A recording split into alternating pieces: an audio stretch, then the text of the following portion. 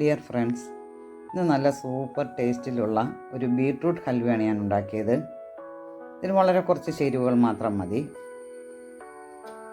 ഇതുണ്ടാക്കാനായിട്ട് ഞാൻ ഒരു ബീട്രൂട്ടാണ് എടുത്തത്. ഇതൊരു വലിയ ബീട്രൂട്ടാണ്, ഏകദേശം ഒരു 750 ഗ്രാം കാണും.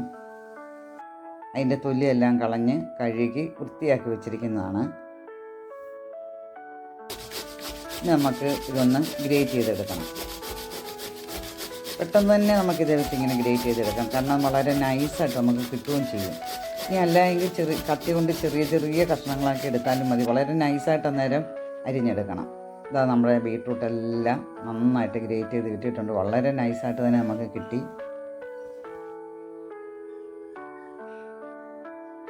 ഇനി ഒരു കടായി അടുപ്പത്ത് വെച്ചിട്ടുണ്ട്. അതിലേക്ക് ഏകദേശം ഒരു 2 ടേബിൾ സ്പൂൺ നെയ്യ് ഒഴിച്ചിട്ടുണ്ട്.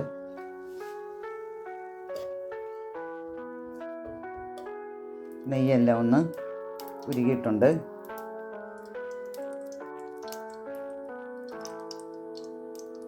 നമുക്കിതിലേക്ക് ബീട്രൂട്ടൂടെ ചേർക്കാം. നമ്മൾ ഗ്രേറ്റ് ചെയ്ത് വെച്ചിരിക്കുന്ന ബീട്രൂട്ട് ഉണ്ടല്ലോ,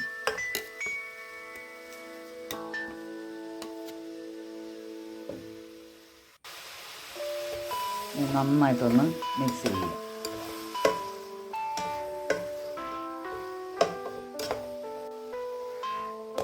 നമുക്കിതൊന്ന് മൂടി വെച്ച് വേവിക്കാം. ഈ സമയം നമ്മൾ വളരെ തീ കുറച്ച് വെക്കണം. ഇനി തേങ്ങാപ്പാലിന് വേണ്ടിയിട്ട് ഞാൻ ഇതുപോലെ ഒരു തേങ്ങയാണ് എടുത്തിരിക്കുന്നത്. മീഡിയം സൈസ് കഴിഞ്ഞ് അല്പം കൂടെ വലുതാണ്. അത് ചിരണ്ടി എടുത്തിട്ടുണ്ട്.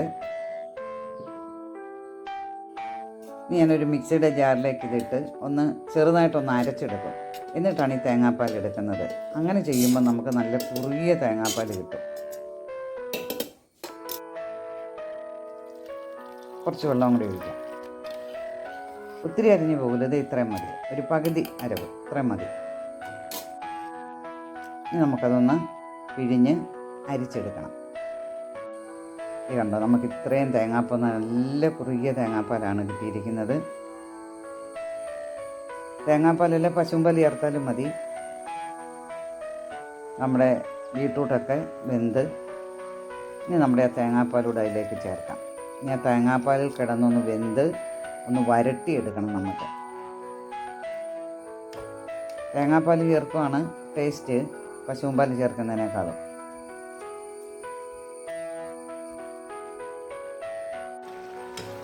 തിളച്ച് നന്നായിട്ട് ഇനി നമുക്കൊന്ന് നന്നായിട്ട് ഇളക്കി യോജിപ്പിച്ചിട്ട് തീ കുറച്ച് വെച്ച് വേണം.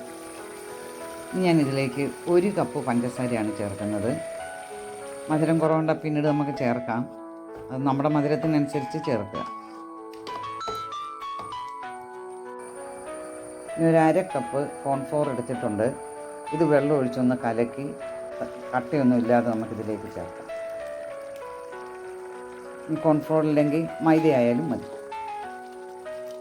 ഇനി നമ്മൾ നന്നായിട്ട് ഇളക്കിക്കൊണ്ടിരിക്കണം.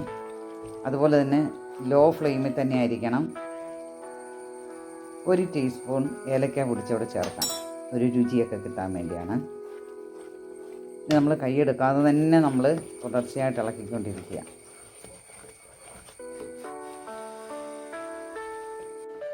ഞാൻ ഇതിലേക്ക് കുറച്ച് ബദാമും അണ്ടിപ്പരിപ്പും ചേർക്കുന്നുണ്ട്. കുറച്ച് നമുക്കിപ്പോൾ ചേർക്കാം. ഇത് റോസ്റ്റഡ് ആണ്.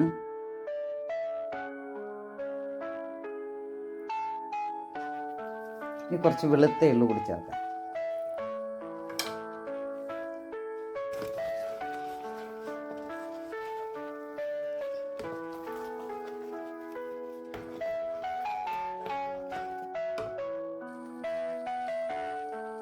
ഞാനൊരു 1.5 ടേബിൾ സ്പൂൺ വെളിച്ചെണ്ണ കൂടി ചേർക്കുന്നുണ്ട്.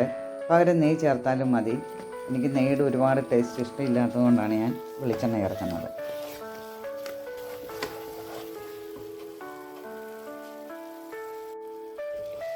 ഇനി ഇതിൻ്റെ അകത്ത് എണ്ണ എല്ലാം തെളിഞ്ഞു വരും. അതാണ് ഇതിൻ്റെ പാകം. ഇതിൻ്റെ അകത്ത് നമ്മൾ ചേർത്ത എണ്ണ, പിന്നെ ആ തേങ്ങാപ്പാലിലും ഉണ്ടല്ലോ എണ്ണ, ആ എണ്ണയെല്ലാം തെളിഞ്ഞു വരും. അത് പുറത്തോട്ട് വരും. ഇതാണ്ടോ കുറേശ്ശെ വരുന്നുണ്ടല്ലേ. കുറച്ച് സമയം കൂടെ മതി. ഏകദേശം ആയിട്ടുണ്ട്.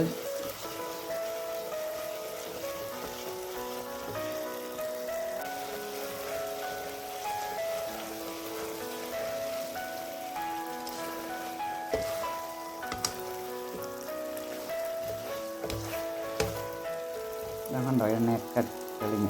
അത് ഇനി നമ്മളൊന്ന് ചെരിച്ച് വെച്ചാൽ മതി. അപ്പോൾ എണ്ണ ഊർന്ന് താഴോട്ട് വരും. എന്നിട്ട് നമുക്കത് ഊരിയെടുത്താൽ മതി.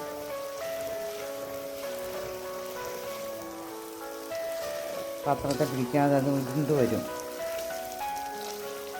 ഇതാ എണ്ണ കണ്ടോ.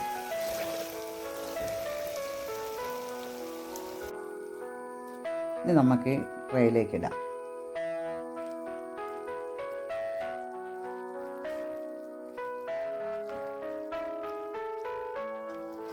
ചെരിച്ച് വെച്ചുകൊണ്ട് തന്നെ വേണം നമ്മളിത് കോരിയിടുക. അന്നേരം എണ്ണ എല്ലാ പാത്രത്തിൻ്റെ ഒരു സൈഡിലേക്ക് ഇങ്ങോട്ട് ഊർന്നു വരും.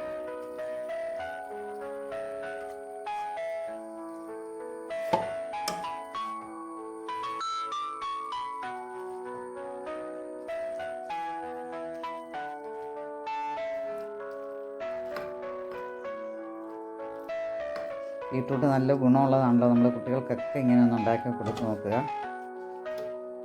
അല്ലേ, നമ്മുടെ ബീട്രൂട്ട് ഹൽവ റെഡിയായി.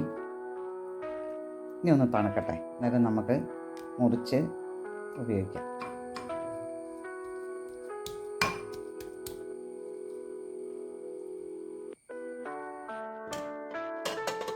നമുക്കൊരു തണുത്ത് ഒരു പാത്രത്തിലേക്ക് മാറ്റാം.